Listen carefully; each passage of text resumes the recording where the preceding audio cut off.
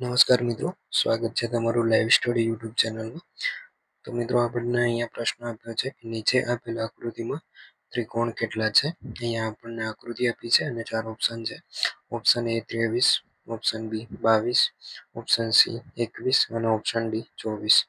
તો આ આકૃતિમાં કેટલા ત્રિકોણ છે તો આપણે ગણતરી કરવાની છે. તો સૌપ્રથમ આપણે એક ત્રિકોણને અલગ કરી લઈશું અને એક ચોરસ ભાગને આ રીતે ત્રિકોણને અલગ કરીશું અને આ રીતે ચોરસને અલગ કરીશું. પછી તેની ગણતરી કરીએ. તો સૌપ્રથમ ચોરસમાં જોઈએ તો ચોરસમાં છે ને જ્યારે આપણે ચોરસની ગણતરી કરવાની હોય કે એટલે કે જ્યારે કોઈ ચોક્કસ ચોરસ કે લંબચોરસ આપ્યો હોય એની અંદર રેખાઓ એકબીજાને કેન્દ્રમાં છેદે એટલે કે આ છે કેન્દ્ર, એમાં રેખાઓ છેદે છે એકબીજાને કેન્દ્રમાં રેખા છેદે છે, બરાબર. તો આવા સમયે આપણે આ રીતની આકૃતિ હોય ત્યારે આપણે ખાનાઓની સંખ્યા ગણીને 2 વડે ગુણવાનો છે. એટલે કે ખાના કેટલા છે એ ગણવાના છે. તો આપણે ચોરસના ખાના ગણીએ 1, 2, 3, 4, 5, 6, 7 અને 8. ચોરસમાં કુલ 8 ખાના છે, બરાબર. 8 ગુણ્યા 2 કરવાના છે, બરાબર 16. અહીંયા આપણને ચોરસનું મળી ગયું. પછી બાજુમાં આપણે ત્રિકોણની ગણતરી કરવાની છે. જ્યારે એક મોટા ત્રિકોણમાં લંબ રેખા વડે વિભાજિત કરવામાં, એટલે કે મોટા ત્રિકોણને લંબ રેખા છે જે ઊભી રેખા એના વડે તેને વિભાજન કરવામાં આવ્યું છે.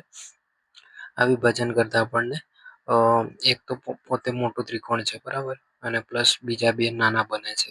એટલે અહીંયાથી આપણને 3 ત્રિકોણ મળશે, બરાબર. હવે આપણે ત્રિકોણ અને ચોરસને ભેગા કરતા ફરી આપણને બીજા પણ ત્રિકોણ મળે છે, જે જોઈએ. આપણે ઓલરેડી 16 અને ચોરસમાંથી આપણને 16 મળ્યા હતા અને ત્રિકોણના 3 ત્રિકોણ હતા, ત્રિકોણમાંથી 3, બરાબર. અને હવે આ બંનેને જોડતા આપણને એક ત્રિકોણ અહીંયાથી બનશે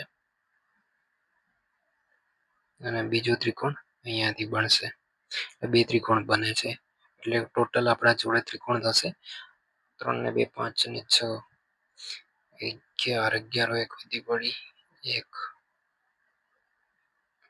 બરાબર, વધી 1 છે તો 2, 21 ત્રિકોણ બનશે, બરાબર. તો ગણતરી આપણી આ રીતની છે, જે તમે જોઈ શકો છો કે ચોરસના ત્રિકોણ 8 ગુણ્યા 2 એટલે 8 ખાના હતા, એને ગુણ્યા 2 કર્યા એટલે 16. અને ઉપરના જે ત્રિકોણ હતું એમાં એક મેઇન ત્રિકોણ, પાયાનું ત્રિકોણ, અને બીજું હતું 2 ઊભી રેખા દોરેલી જેના કારણે 2 એટલે 3 ત્રિકોણ થશે.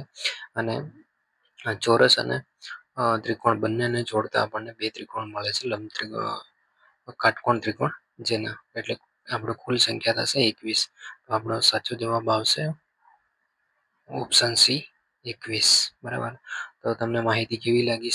સારી લાગી હોય તો આપણી યુટ્યુબ ચેનલને સબસ્ક્રાઈબ કરી દેજો, વિડીયોને લાઈક કરજો અને સારી એવી કોમેન્ટ કરજો. અને તમારા મનમાં કંઈ ક્વેરી હોય તો એ પણ જણાવજો. ચાલો તો મળીએ છીએ નેક્સ્ટ વિડીયોમાં.